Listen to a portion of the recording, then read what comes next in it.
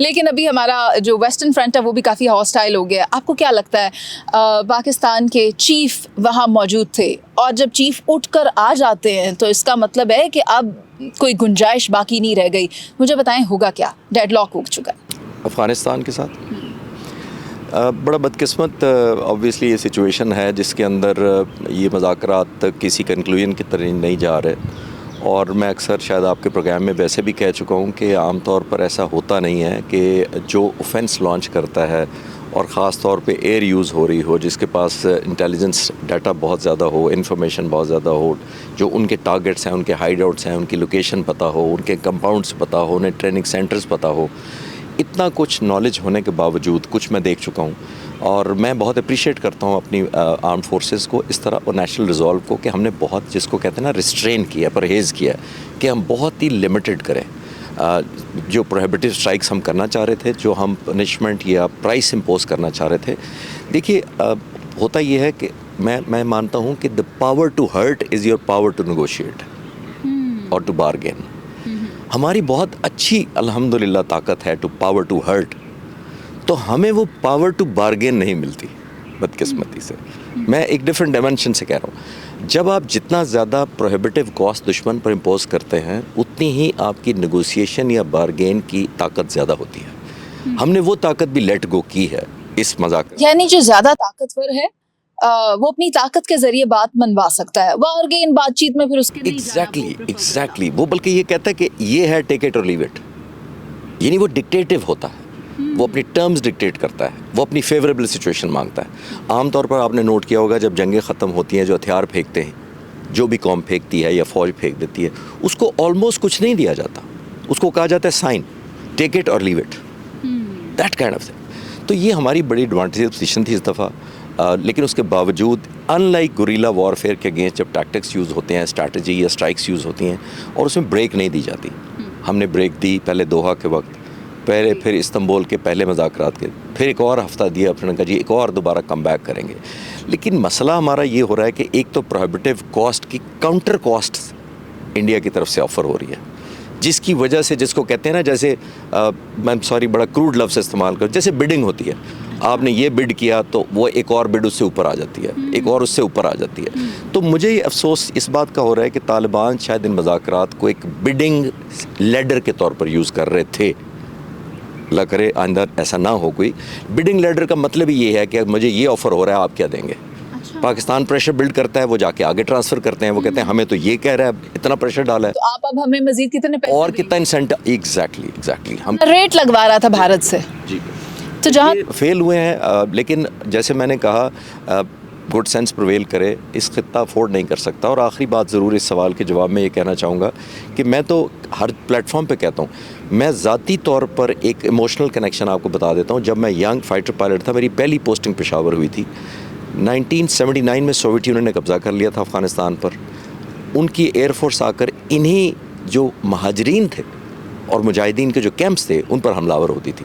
Peshawar front line base था, हमारी duty ही ये थी कि इन्हीं महाजरीन को प्रोटेक्शन देना। यानी हम सुपर पावर की एयरफोर्स को चैलेंज करते थे जाकर, उस ज़माने में जब हमारा कोई मैच ही नहीं था। सर ये तो हमारे मुजाहिद थे, ये तो हमारे मुजाहिद थे, मुजाहिदीन थे, हम इनको प्रोटेक्शन दिया करते थे। और हम उन्हीं पर बमबारी अगर करें तो मैं जैसे कह रहा हूँ, हमारा अपना एक कंट्रास्ट है, लेकिन इसमें हमारा किया धरा कुछ नहीं है। आपने खुद ही कहा कि क्योंकि वो बिडिंग कर रहे हैं, ज़्यादा एक्सपीरियंस गेन करते जा रहे हैं अपनी नेगोशिएशन का शायद, और बिडिंग करके रेट इंडिया से बेहतर लेने की वजह से नाकाम हो रहे हैं। बात समझने से कासिर हैं कि अमेरिका ने अपने अड्डे वहाँ बनाए, रशिया ने अपने अड्डे वहाँ पर बनाए, मगर पाकिस्तान ने अफ़गानिस्तान के अंदर जो टेररिस्ट के अड्डे हैं उनको तबाह किया, अपने अड्डे भी ना बनाए। मगर उसके बावजूद ये भारत से फंडिंग लेकर पाकिस्तान मुखालिफ प्रोपोगेंडा करते हैं। आप मुझे ये बताएं, अमेरिका जब अफ़गानिस्तान से उसने एग्ज़िट लिया तो अपना सारा साजो सामान छोड़कर, जैसा कि मैं कहूँ भाग गया तो चलेगा, ये वर्ड अप्रोप्रिएट है, साथ उसमें वेपन्स भी बहुत सारे थे। तो क्या अफ़गानिस्तान अपने आप को मिलिटरीली या वेपन या आर्टिलरी वाइज स्ट्रेंथन या माइट समझता है इन कंपैरिजन टू पाकिस्तान, जो वो पाकिस्तान को आंखें दिखा रहा है? देखिए, आपके सवाल के दो हिस्से हैं। एक, आपने ये कहा कि वो समझते हैं कि अड्डे जो दिए उन्होंने और हमने नहीं ऐसा किया।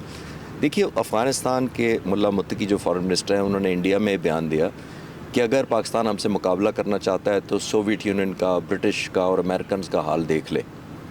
देखिए बहुत बड़ा फ़र्क है जो as a student of strategy या हिस्ट्री मुझे बताना चाहिए आपके मीडिया के थ्रू।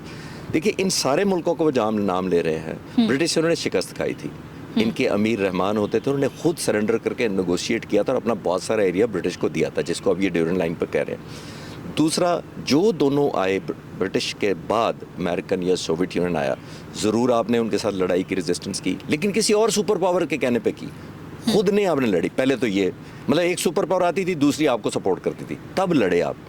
एक बात, उन सब ने आपकी ज़मीन पर कब्जा किया और हमने आपको अपनी ज़मीन ऑफर की थी जी। हम तो कब्जा करने नहीं आ रहे। किसी स्टेज पे पाकिस्तान ने कहा है कि हम अफगानिस्तान कब्जा कर लेंगे, तो तब हमारे खिलाफ लड़े आपके, आप कब्जा करने आ गए।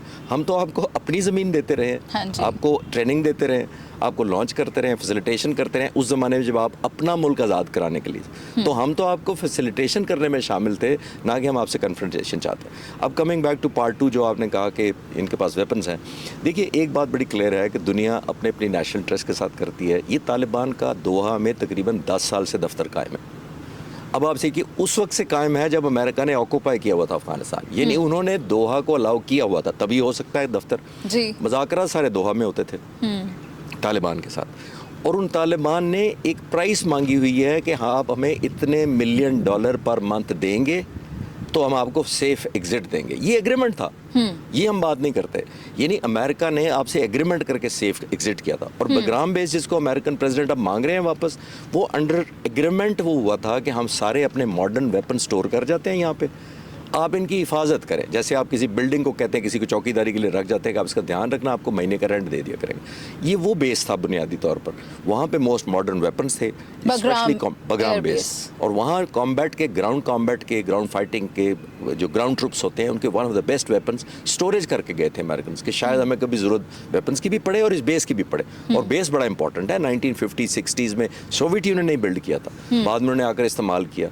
उनकी एयरफोर्स बहुत बड़ी थी, उन्होंने एक्सपैंड किया, फिर अमेरिकन आ गए, इन्होंने उसकी स्ट्रेटेजिक लोकेशन की वजह से और ज़्यादा एक्सपैंड किया।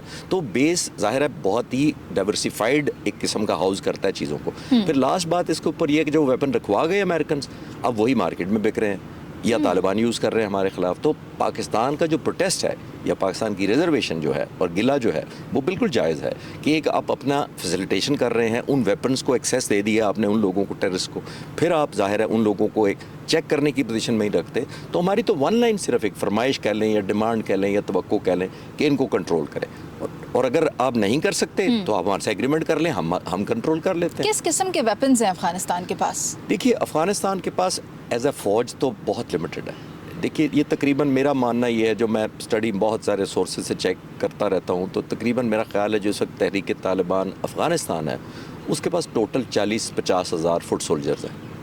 ठीक है, unrecognised of course, this is, ये प्रॉपर आर्मी नहीं है जिसकी हायरार्की नहीं है, कोई GHQ हेडक्वार्टर नहीं है, कोई ऐसी चीज़ नहीं है।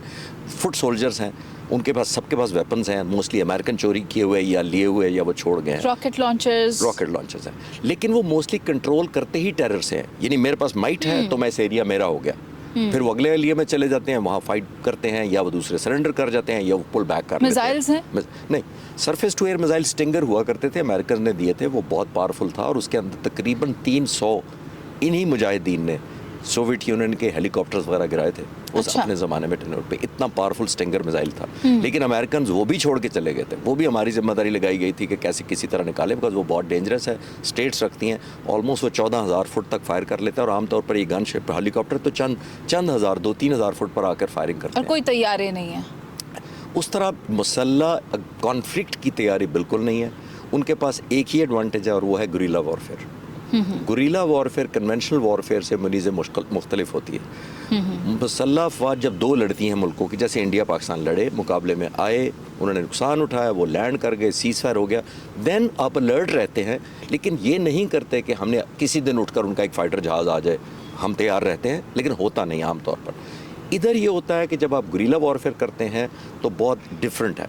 डिफरेंट इस तरह का है कि उनके टैक्टिक्स अपने होंगे, जगह वो चुनेंगे, टेररिस्ट चुनेंगे कि कहाँ पर हमलावर होना है, ठीक है, वेपन वो चुनेंगे, इंटेंसिटी वो चुनेंगे।